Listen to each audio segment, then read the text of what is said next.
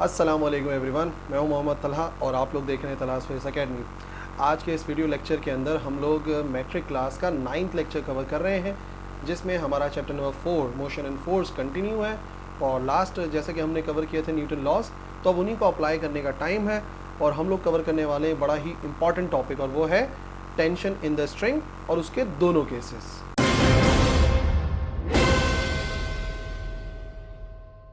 तो सबसे पहले डेफिनेशन पता होनी चाहिए कि टेंशन क्या है। अब मतलब परेशान होने की ज़रूरत नहीं है, यहाँ पे हम उस टेंशन की बात नहीं कर रहे जो रिजल्ट से पहले होती है।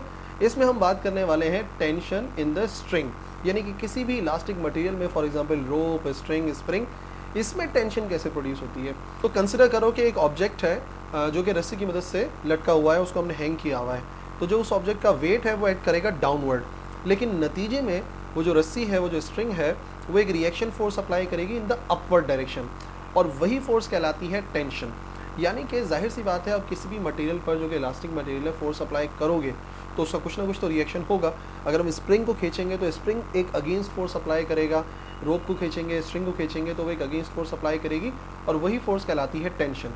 तो जैसे मैंने हैंग करने की बात करी, ज़रूरी नहीं कि हैंग करके हो, अगर वैसे भी रस्सी किसी जगह से कनेक्टेड है और हम उसके ऊपर फोर्स अप्लाई करते हैं तो लगता हमें ऐसा है जैसे कि रस्सी हमें अपनी तरफ खींच रही है, और वो जिस फोर्स से खींच रही होती है उसी को कहते हैं टेंशन। तो हम लोग जो है वो इस वीडियो लेक्चर के अंदर मैट्रिक में वैसे भी जो हमारे पास टेंशन है वो टेंशन इन द स्ट्रिंग है, और हम उसी को कवर करने वाले हैं और उसके दोनों केसेस को कवर करने वाले हैं। तो देखते हैं वन बाय वन। सो ये है case 1 of tension in the string when both bodies move vertically. तो इस केस के अंदर जो दोनों बॉडीज़ हैं वो वर्टिकली मूव कर रही हैं। है क्या, एक स्ट्रिंग की मदद से दो बॉडीज़ कनेक्टेड है, एक है बॉडी ए और दूसरी है बॉडी बी। बॉडी ए जो है उसका वेट हो जाएगा फॉर एग्जांपल W1, और वही जो W1 है, क्योंकि W बराबर होता है mg के, तो वो बराबर हो जाएगा m1g के। और उसी तरीके से जो दूसरी बॉडी है बॉडी बी, उसके वेट को हम नाम दे देंगे W2 का, और क्योंकि W बराबर होता है mg के, तो ये बराबर हो जाएगा m2g के। ठीक है। और फिगर में भी ये बात क्लियर है कि जो बॉडी ए है वो हैवियर है बॉडी बी से, यानी कि वो बॉडी मूव कर रही होगी नीचे की तरफ, और अगर ये वाली बॉडी नीचे की तरफ मूव कर रही है तो यकीनन ये जो बॉडी बी है ये मूव कर रही होगी ऊपर की तरफ।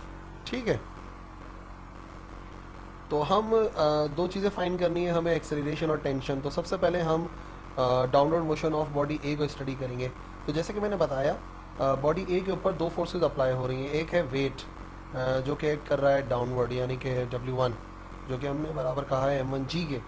और इसी तरीके से जो रस्सी की फोर्स है ऊपर की तरफ, जिसे मैंने आपको एक्सप्लेन करके बताया, उसे हम कहते हैं टेंशन, वो अप्लाई हो रही है अपवर्ड। ठीक है।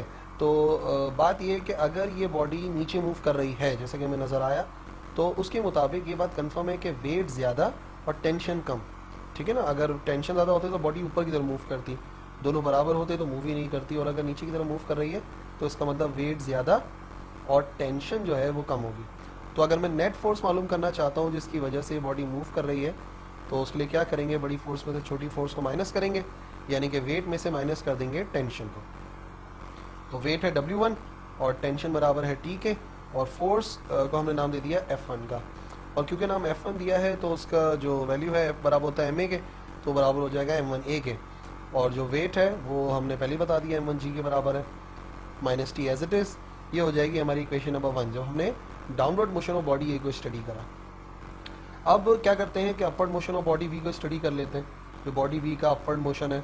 अच्छा, बॉडी बी अगर अपवर्ड मूव कर रही है तो भाई इसके ऊपर दो फोर्सेस अप्लाई हो रही हैं।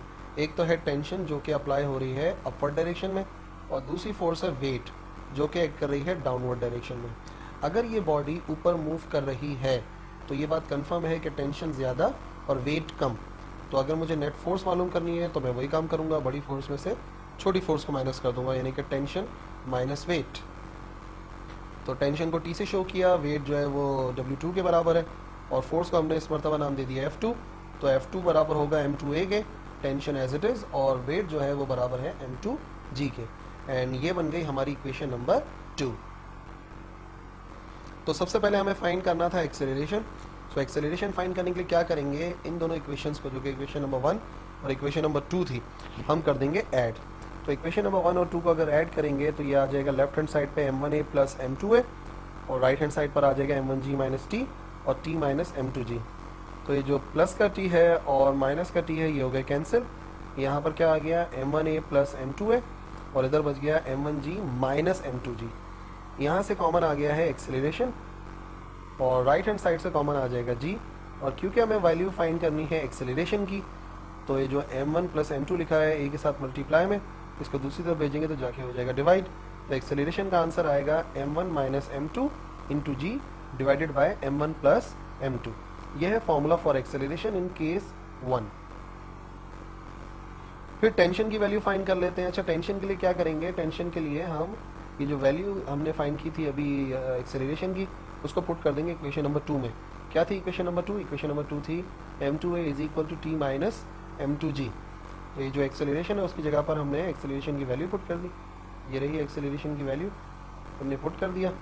क्या करेंगे अब? ये जो माइनस का m2g है इसको इस तरफ ले आया, ये प्लस का m2g आ गया और फिर हमने कॉमन ले लिया m2g को हमने कॉमन ले लिया।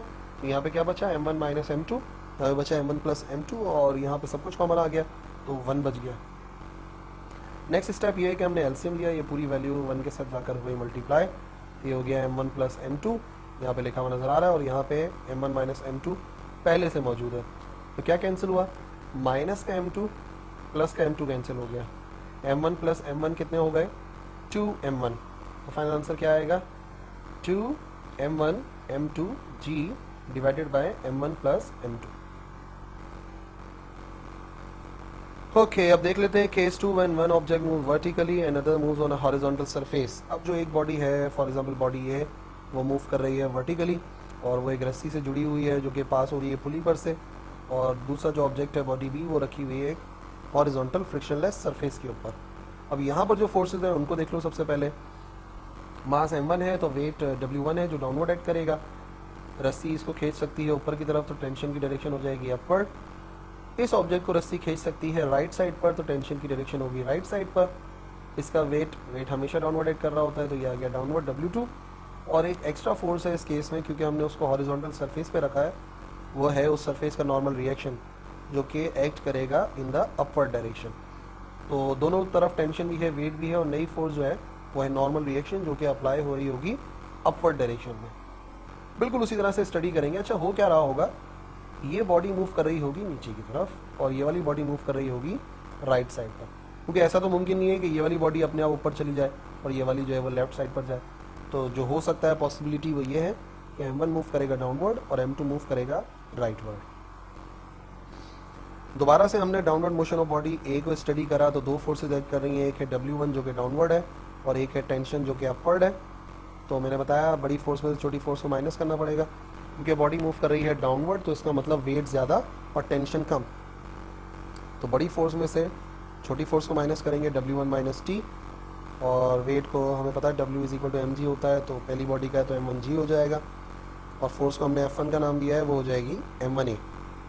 Let's say this is our equation number 1। Now horizontal motion of body B को स्टडी करेंगे जो कि मैंने आपको बताया एक्ट कर रही होगी राइट साइड पर, मूव कर रही होगी राइट साइड पर। और देखो यहाँ पे एक बात तो कन्फर्म है, बॉडी ना ऊपर जा रही है ना नीचे जा रही है, तो जो रिएक्शन है जो कि अपवर्ड डायरेक्शन में एक्ट कर रहा था वो बराबर होगा उस बॉडी के वेट के, वेट जिसे हमने नाम दिया है w2 का। तो रिएक्शन और वेट तो बराबर होंगे, तो एक ही नेट फोर्स है जिसकी वजह से वो बॉडी मूव कर रही है राइट साइड पर, और वो फोर्स है टेंशन। तो सारी की सारी जो नेट फोर्स है वो बराबर होगी टेंशन के। तो फोर्स F2 है तो आ जाएगा M2A और टेंशन एज इट इज। ये हो गई हमारी इक्वेशन नंबर 2। वही काम करना पड़ेगा एक्सेलरेशन के लिए, जो इक्वेशन नंबर 1 है और 2 है उनको ऐड करना पड़ेगा। इक्वेशन नंबर 1 थी m1a is equal to m1g minus T, equation number 2 थी m2a is equal to T. Plus का टी और माइनस का टी हो गया कैंसिल, यहाँ पर आ गया m1g। यहाँ से a कॉमन आ रहा है तो a को कॉमन ले लिया और ये जो m1 प्लस m2 आया इसको हमने दूसरी तरफ डिवाइड में भेज दिया। तो एक्सेलरेशन का आंसर आ गया m1g divide by m1 plus m2। फिर टेंशन की बारी है, तो टेंशन का वही तरीकेकार है जो इक्वेशन नंबर 2 थी हमारी, m2a is equal to T. a की जगह पे a की वैल्यू को पुट कर देंगे जो कि हमने फाइंड करी है अभी। क्या वैल्यू थी? उसकी वैल्यू थी m1g divide by m1 plus m2। तो अगर a की जगह पे वैल्यू पुट करूँगा a की तो क्या आ जाएगा आंसर m1g जो कि a के साथ था, m2 यहाँ से आ गया और अपॉन में आ गया m1 प्लस m2। सो ये फॉर्मूला इस्तेमाल होगा tension in the string in case 2, जिसमें एक बॉडी वर्टिकली मूव करती है और दूसरी बॉडी मूव करती है हॉरिजॉन्टल सरफेस के ऊपर। तो आई होप आपको ये वीडियो लेक्चर क्लियर हुआ होगा। टेंशन इन द स्ट्रिंग एक इंपॉर्टेंट टॉपिक है और दोनों केसेस बहुत इंपॉर्टेंट है। दोनों में डिफरेंसेस याद रखिए और डेरिवेशन याद रखिए, और दोनों में याद रखें कि आपको टेंशन भी फाइंड करना है और एक्सेलरेशन भी। तो स्टडी करते रहो, देखते रहो तलाश फेस एकेडमी। मिलेंगे अगले लेक्चर में। अल्लाह हाफिज़।